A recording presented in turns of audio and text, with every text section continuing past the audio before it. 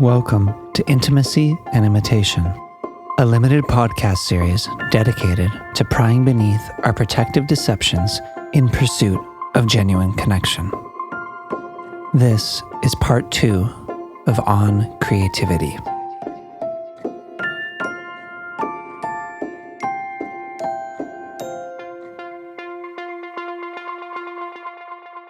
The times, they are a-changin'.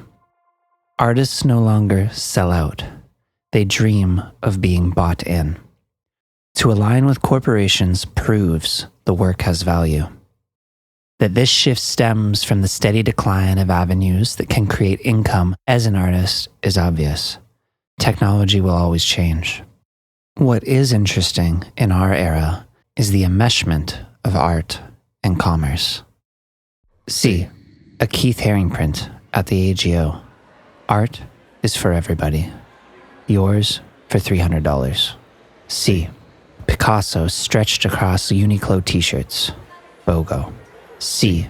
Pharrell and his Adidas sneakers calling for the reinstatement of competitive arts in the Olympics. The artist needs to release, to grope the depths of what it means to be here, touching the spirit, sometimes with gratitude, sometimes with claws, smuggling clarity back to the physical. When this urge can't be acted upon, it twists, pulls, causes pain. And pain, like all energy, must go somewhere. If the artist's gift presents in an unmarketable form, it transitions to a burden, one that remains carried, refusing to be completely excised. Does this sound like a gift? Or like a flaw? A condition to be managed? Is real art even necessary? Poet Fanny Howe said, "The point of art is to show people life is worth living by showing it isn't." A version of this has been echoed in nearly every artistic event I have attended. As a younger man, it felt inspiring. Now, I hear justification. What do creations that aren't celebrated offer? How can the maker defend a time-sucking activity that provides more validation than aid to anyone beyond the signature at the bottom of a piece? If the purpose of art is to facilitate healing, to open the heart and mind, there are better ways to do it. Ways that don't involve economic stress, that don't turn the genius cantankerous towards loved ones for interrupting the work. Methods that don't blatantly ask for praise, that don't lament a lack of gratitude for help no one asked for. And here I sit at a single-seated kitchen table, punching letters to rationalize how I spend my time. Rejection continues to mount. Silence whips louder each year. I wonder, how much of my art has to do with purpose, and how much is trauma, habit, and all the immaturity that soberingly remains at age 32. Lately, I feel less like an artist than a character in a novel of a much better writer. Going back to Philip Roth, he had moved from New York City to the Connecticut woods to be left alone. And all of the journalists said, "Isn't it lonely here for you?" And he said, "It is, but I enjoy it. There's no friction, there's nothing," because this was just an easier way for him to continue. And I know this is a common thing of sort of taking yourself off the map so that you can create, but yet the loneliness was worth it. Why would any well-adjusted person choose this? Have I built an identity around something I never was? As Sufjan Stevens' sanded voice sings,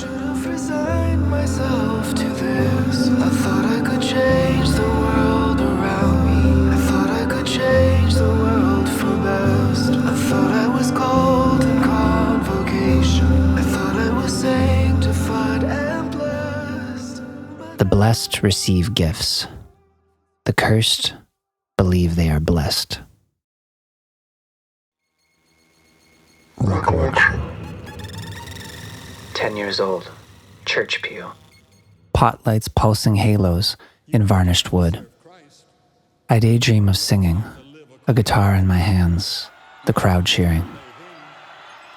I return to flapping, parishioners cooling themselves with folded pamphlets covered in Isaiah.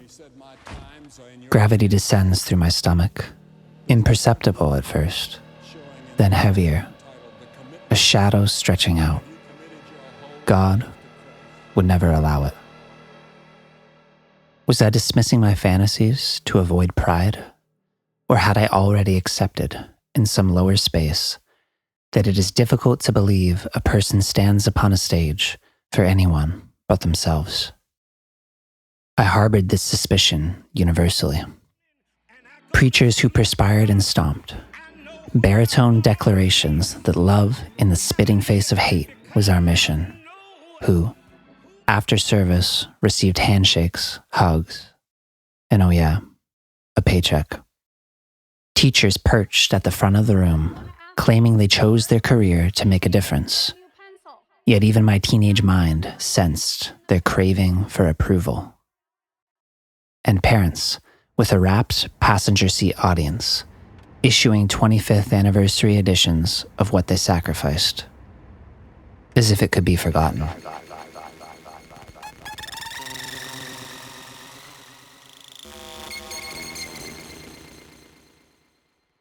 Is it possible for any action to be free of self-interest? Giving implies force. Offering admits that what is presented may not be accepted or even wanted. In giving, there is something wished for in return, even if that something is just a thank you. To offer without expectation is a prairie, extended and undefended.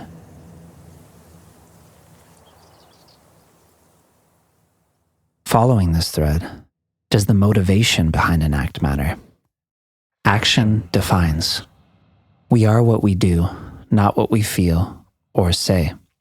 If a consistent outcome is achieved, where the motivation for an act germinated is of no graphable consequence. Still, though the tangible effect an action spurs may not export a synonymous result, what informs intention does not cease to exist. To put it another way, being unable to discover the archaeological nature of an intuition doesn't calm or discount internal unease. A burr will not shake free without intervention. Each needle must be plucked. In a data-driven world, what is unchartable is dismissed as naive or imaginary. But the why matters. It's the foundation of a life worth living. Without a solid why, faith falters. In a crisis, it is not Nietzsche's "God is dead" that is destabilizing, but the doubt that God ever was. I have a memory of a 30 Rock episode from my days as a channel surfing teen. In it, Alec Baldwin stands behind a thick oak desk scattered with paper. He expounds to Liz Lemon that experimental art is for those afraid they can't make anything good within the confines of the mainstream. I think about this often. Once in a while, something great will gain a wide audience. Sigrid Nunez, writing for years until her bestseller, The Friend. Charles Bradley getting his due in his 60s. The posthumous interest in the songs of Connie Converse, or the still shocking fame of George Carlin. It's a big club, and you ain't in it. But these are outliers, and as marketing icon Seth Godin points out, Outliers are not plans. for all the hurt, I still want art to matter. Whether this is noble or a matter of sunken cost, I no longer know. To quote Nunez from her aforementioned novel, What we lose and what we mourn, isn't it this that makes us who, deep down, we truly are? To say nothing of what we wanted in life, but never got to have. a A certain amount of separation is sometimes a prerequisite for creation. Otherness provides perspective to understand similarity. But the black sheep identity is covered with tar. I am friends with many artists I respect, that in our practices, I feel apart from. I would love nothing more than to be part of a movement. But at the same time, I seem to place worth in my difference, possibly a preemptive defense against misunderstanding. It's not bad, you just don't get it. Like writer Casey Plett, I struggle with the concept of community, the drama, the groupthink, the way it turns against individuals it doesn't understand. a community should support, but it should also check, gently realigning those who stray. It should strive to remember that it's not so easy to enter new rooms. It is about more than helping to get ahead or survive. It's about knowing each other as contradictions, enigmas, as confusing, oft misaligned beauty. Community is not a professional network, but a space to create ourselves again and again, over and over. But communities, like any body, need sustenance to exist. In Canada, funding for the arts primarily comes from government grants and private institutions, often banks. While this is a privilege many countries don't have, see our neighbors below, it creates a strange paradigm where it benefits an artist to gain approval from the government or a corporation. Two parties for whom it is impossible to have no self-interest. Art, then, must stand out enough to earn funding, but not be so provocative or outside as to represent the funding body negatively. The same applies to academia. Higher education is, for all its moral dogma and coat of arms, a business. A tenured professor is one of the few posts in North America an artist can secure a livable income, a humble goal that has become a pipe dream. Again, an artist must be individual enough to gain notoriety, but careful to avoid biting the hand that hands out diplomas.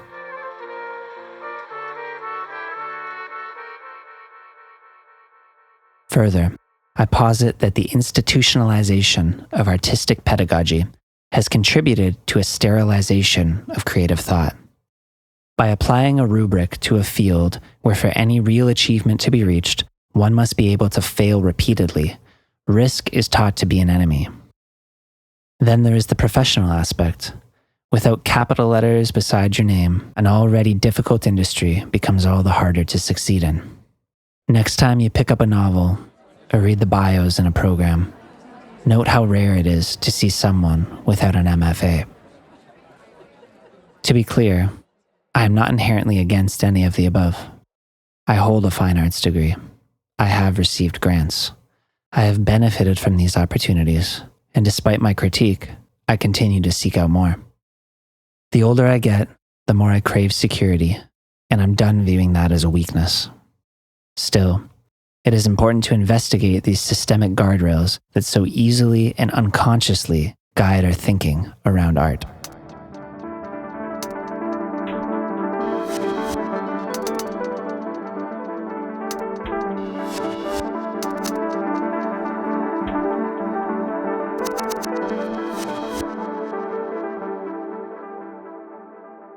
Antonin Artaud, the influential creator of the theater of cruelty, argued that the theater had lost touch with the mystical. In 1920, he wrote, "I conceive theater as an operation or as a magical ceremony. I consider it an active rite made to act on the nervous system." Artaud espoused that genuine art is capable of altering a person metaphysically. To produce aestheticism, And for us, entertainment would be the word here, is to aim at amusement, at furtive, external, transitory effect. The theater of cruelty seeks to exteriorize serious feelings, to wish to give the audience the impression that they are running the risk of something by coming to our plays, and to make them responsive to a new concept of danger. Within his impassioned thought, there is a correlative to the biblical concept of intimacy. The all-encompassing fear of the shepherds when face to face with Gabriel, Moses running from the burning bush, Peter denying till the roosters cry. The notion that comfort is the pinnacle of dignity and success has reduced our definition of love to something that must always feel good, that is peaceful, that meets our needs. While love is all of the above, it can also, and sometimes necessarily so, scare the absolute shit out of us. It can force us to witness ourselves, to ask, am I who I say I am? Among other things, art can be this extension of care, unflinching honesty, and intimate danger. To break through, the work may be uncomfortable, distasteful, even offensive. As critic Maggie Nelson writes of painter Francis Bacon and poet Sylvia Plath, one may love, respect, and admire the work, but one may not always feel like hanging out in its little room or feeling the press of its walls. One may have to be, as they say, in the mood. It is this subset of art specifically that has become diminished in our current system of numbered success. Take the structure of Spotify, though this can apply to any streaming service. Something that is pleasurable will draw listeners back, resulting in higher streams. This marks the frequency a song is listened to, but it is not an indicator of the effectiveness of a piece of music. As one example in a sea of many, one does not need, or possibly want, to listen to composer Julius Eastman on repeat. This, however, does not negate that his work sticks in the body, turns in the mind, alters the lived experience of life. You take his music with you when you leave, or rather, his music takes you.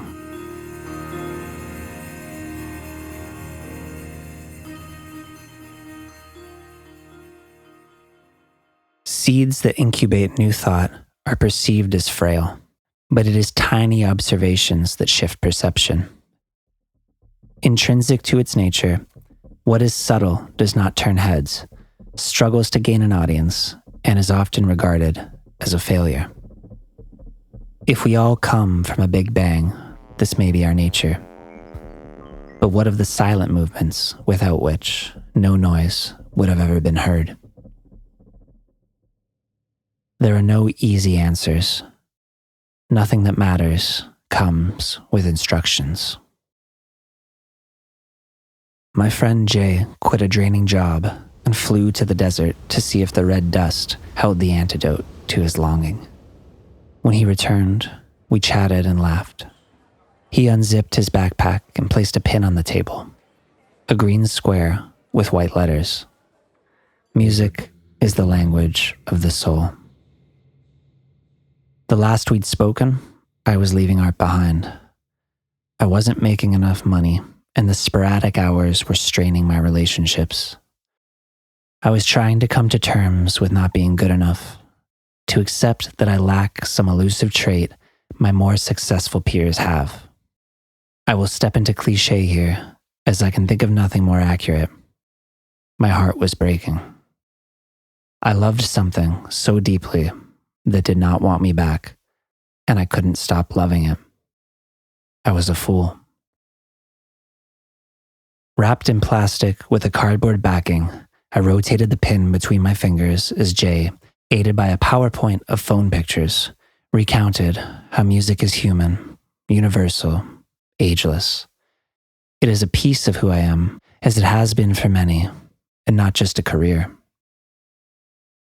It moved me to be reminded of the spiritual nature of sound, touch, and making.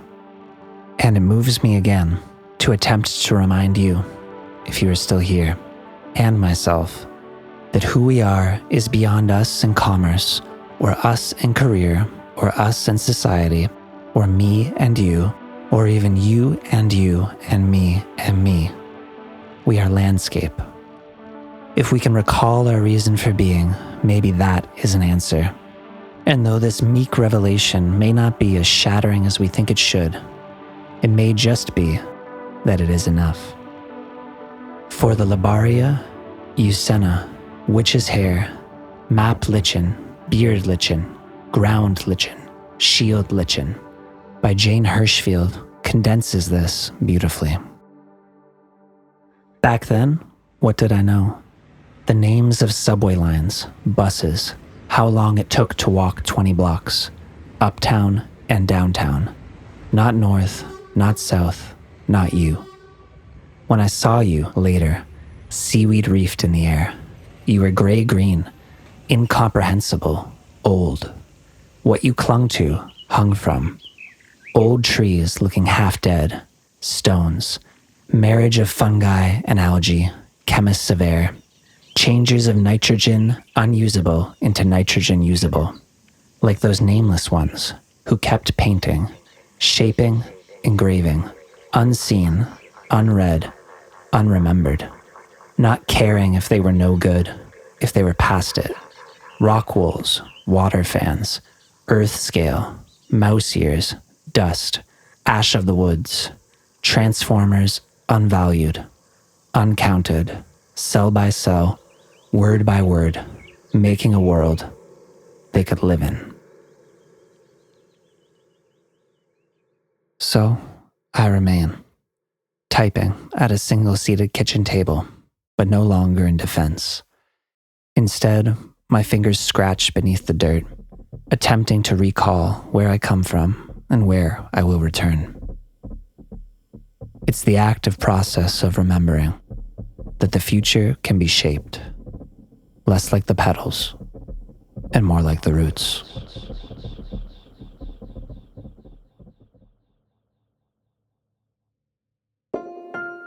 Thank you for taking the time to engage with this creation. Intimacy and Imitation is a podcast created by me, Marshall Jacklin. You can learn more about the show or my other work at marshallJacklin.com or by following me on social media at Marshall Jacklin. Thank you for listening, and see you soon.